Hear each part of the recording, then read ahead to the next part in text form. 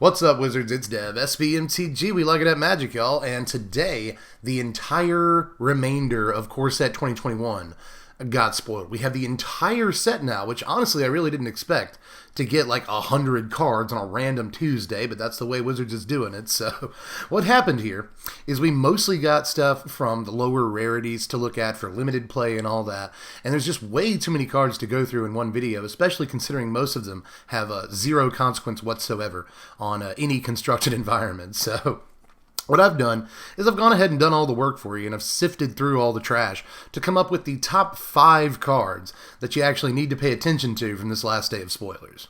I think I've talked enough so far, so let's go ahead and get into it with some honorable mentions here. And the only reason that I have honorable mentions this time around is because I couldn't decide which 5-mana flyer I liked more, and there are no other white and blue cards on this list, and I wanted those colors to be represented somehow. So for the HM, we've got both Roaming Ghostlight and Aven Gagglemaster, which is just a great name. I can't believe the word Gagglemaster is on a Magic card, but here we are. It's 5 mana, 3 and 2 white for a 4/3 bird warrior with flying, and when it ETBs, you gain 2 life for each creature you control with flying. Now, most of the reason I put these on here is because I think they're great limited cards. I really don't think Gagglemaster goes anywhere in Standard, but it gains you at least the 2 life when it ETBs. And in some of these Azorius Flyers deck, I guess it's worth pointing out that this could gain you like 6, 8 life, like relatively easily if you haven't gotten hit by sweepers. So that might be worth pointing out if you're in like a mono red matchup or something. Maybe this is somewhat appropriate sideboard card, but I highly doubt it. As it turns out, I think in limited, in the Azorius Skies decks that pretty much always exist in every limited environment, this is a solid creature that is worth the body for the cost. I don't love the 3 toughness, but it's definitely worth the body for the cost. 4 mana or a 5 mana 4 power flyer is at least decent, and gaining you at least the 2 life is pretty nice too. But if it gains you any more than the 2 life, it is very much worth that investment. So I like this card for limited, definitely, but I'm wondering if it could see some sideboard play in Standard against the more aggressive matchups for the Azorius Skies deck. But again, that is doubtful. So I'll move on to Roaming Ghostlight, a card that I absolutely love the art for, and that is not something I usually point out, but ooh, it's pretty. It's like a will-o'-the-wisp jellyfish, and if you look closely, it's got chains, which is really funny to me for some reason. But in any case, Ghostlight is 5 mana, 3 and 2 blue for a 3/2 spirit with flying, and when it ETBs, you return up to 1 target non-spirit creature to its owner's hands. So they threw non-spirit on there, but I really don't think that's that much of a restriction, to be honest.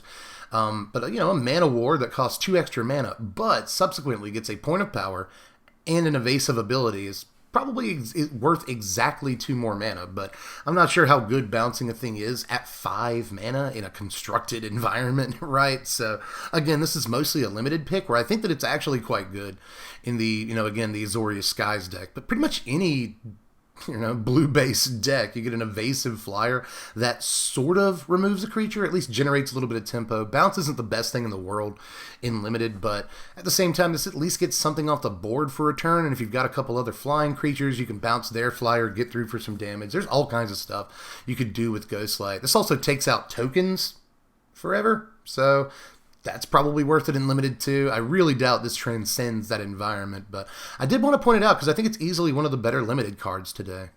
But number 5 on our list, starting things off here, is another card that I really don't think we'll see much constructed play whatsoever, but it is probably one of the most interesting cards today in terms of just design, and that's Chrome Replicator. This thing is 5 mana. A lot of 5 mana stuff today. I think that might be the last thing.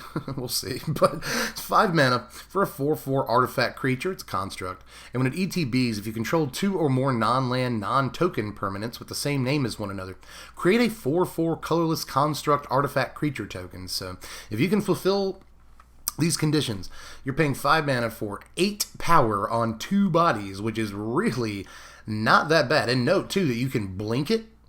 Right? Once you have the conditions set, you can blink this with a Yorion or a Thassa or one of any other million ways, right? You can return this to your hand with, say, a Baron, right? And draw a card. Oh, that's cool. So lots of cool stuff about Chrome Replicator. I nonetheless do think that it won't see any standard play whatsoever, but it does work interestingly with cards like Spark Double, or just decks that have a whole lot of redundancy in their, in their creatures and their planeswalkers and whatnot. Well, I guess you can't have two planeswalkers with the same name, but you know what I'm trying to say.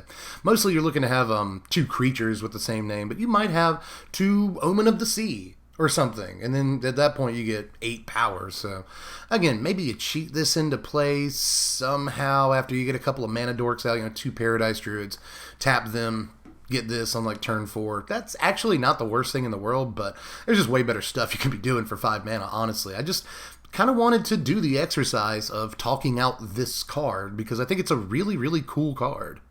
Now, the number 4 card is really on the cusp of playability between Standard and Limited, and I doubt that it'll end up seeing Standard play, but there's still something I really like about Furor of the Bitten. This is just 1 red mana for an Aura.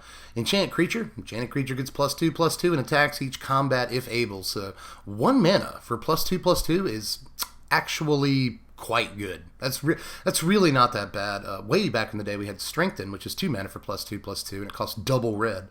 And that's all play. Occasionally. So, I'm not saying we've come a long way since Strengthen, don't get me wrong, but at the same time, I really think there's something about Furor of the Bitten. Let me just put it that way. I also really liked Hobble Fiend, by the way, while we're on red cards. This is a cool sacrifice outlet.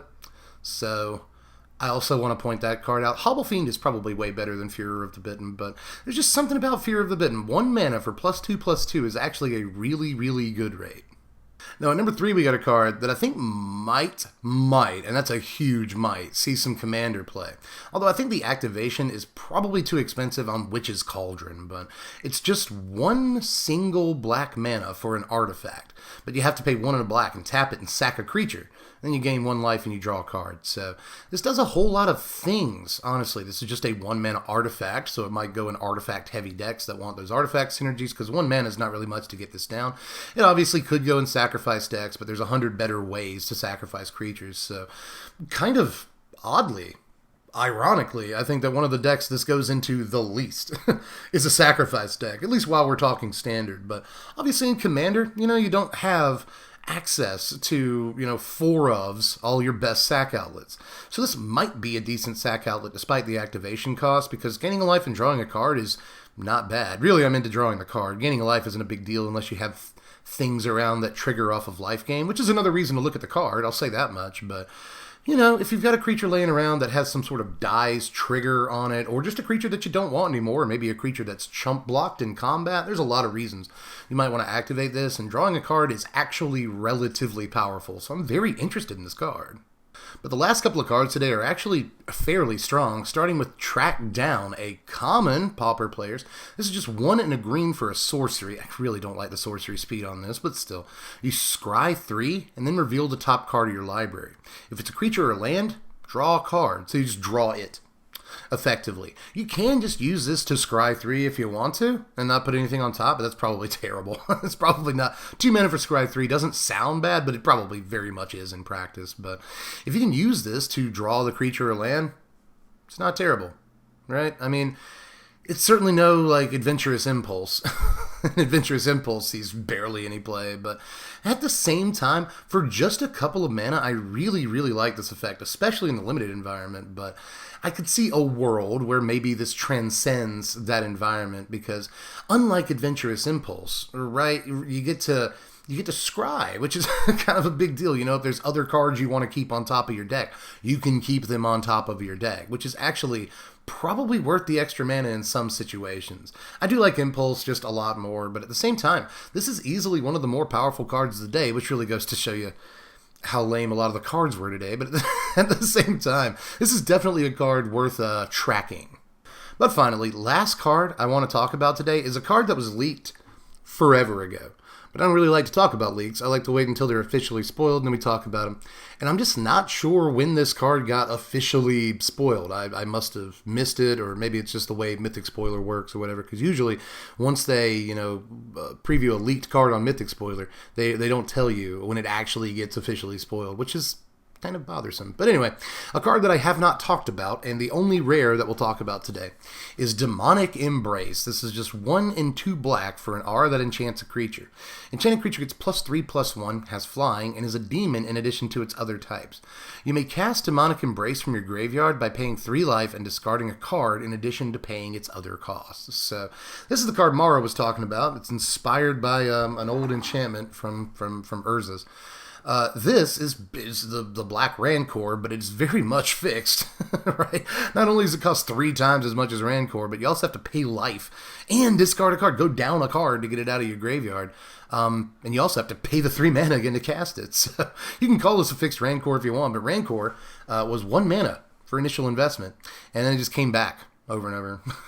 So this is a little bit different, but I still think nonetheless that it's a pretty decent card in aura decks. The problem is there's not a whole lot of black-based aura decks right now. A lot of them are green and white. You do see some that play like Hateful Eidolon and whatnot, but I'm still not quite sure how good this card's going to actually be in Standard. But it is interesting, you know, right? And most auras are fairly bad because if you get blown out while you're trying to put them on the creature, that's just the worst thing that could ever happen. Or if a creature's wearing an aura and it dies, you basically get 2 for 1 no matter when that creature dies. So auras are usually terrible, but this one can come back, and that's great. Part of me really wishes that this also granted lifelink, but I'm probably just being, you know, spoiled in that situation. I don't think this actually needs to grant lifelink. I do like some of the implications this has. You know, if you're facing down, say, a Brazen Borrower in the air, it is pretty much always going to be worth the 3 life. Discarding a card sucks, but it's always going to be worth the 3 life to get this back from your yard and put it on a creature so it can block the Brazen Borrower. You see, because the Brazen Borrower is going to swing at you for 3 damage every turn anyway, you might as well pay 3 life to get this back, put it on a creature, and trade with the Brazen Borrower. So, you know, there's that angle. Pretty much any 3-power flyer and under. This is decent against, because you're probably going to take that much damage from the flyer anyway. You might as well suit up one of your creatures and pay the life to get this out of your yard. So that's not terrible, right? I mean, I guess I do need to point out that it makes the creature a demon, and oh no, Baneslayer Angel's in this format, so I don't think that's going to matter whatsoever. Although I will say it's going to be real funny when you're really happy to open your Demonic Embrace, and you build your deck around it in Sealed or Limited or whatever, Draft, and your opponent gets Baneslayer Angel. This card just is terrible all of a sudden. So that would kind of suck. But, you know, Embrace is really good looking to me, especially if you do open it in Limited. But I'm also interested in this card in Standard, right? An aura that you can keep bringing back that grants a relatively large power boost and an evasive ability seems really good to me. And if you draw dead for a turn and you've got the life to bring it back, it is very likely worth doing so. The only issue I have is that there's a lot of graveyard hate in the format, and especially the upcoming format, there's a fair amount of graveyard hate. So I'm not sure how good this is going to be. You know, people looking to incidentally take out, you know, escape strategies and Cauldron familiar strategies and stuff are going to incidentally take out your Demonic Embrace strategy at the same time. So, you know, I got some problems with this card, but at the same time, a +3 power and flying is well worth it for some of the conditions you have to meet to get this out of your graveyard, I think. But that is it for the day. Now, obviously, there are a lot more cards today, so I'll leave a link in the description to Mythic Spoiler down there if you want to look at any of the other cards that got spoiled today. Lots of reprints, none of them particularly great, but lots of reprints and stuff. If you're interested in checking out what else got spoiled today, check out that link in the description. Aside from that, like the video, subscribe to the channel, all that stuff, especially subscribe right now because we've got a lot coming up. Top 10 sleepers in the set. We've got, you know, the top X cards in the set. I'm not sure how many it's going to be. I'm leaning towards 25. But, you know, the top X cards in the set, and after that, decks are going to start really, really soon. So, you know, sub to the channel, and obviously hit up the Patreon. $1 a month is all I ask, and you'll get to vote on what decks you want to see in the upcoming format. And polls are going to start very soon, so get in there if you haven't done it yet, and thank you to all my new patrons. But aside from that, I am done for this one. I'm going to go ahead and get out because I got to get in the lab. You know, I got to write some videos. I got to come up with some decks and stuff. I got some ideas here, but I do have some fleshing out to do. So, in any case, I'm going to go ahead and get out. Y'all, I hope you enjoyed this video, and I'll catch you cats later. I'm Dev from the place. Thanks for watching, my wizards. Spread love and be kind.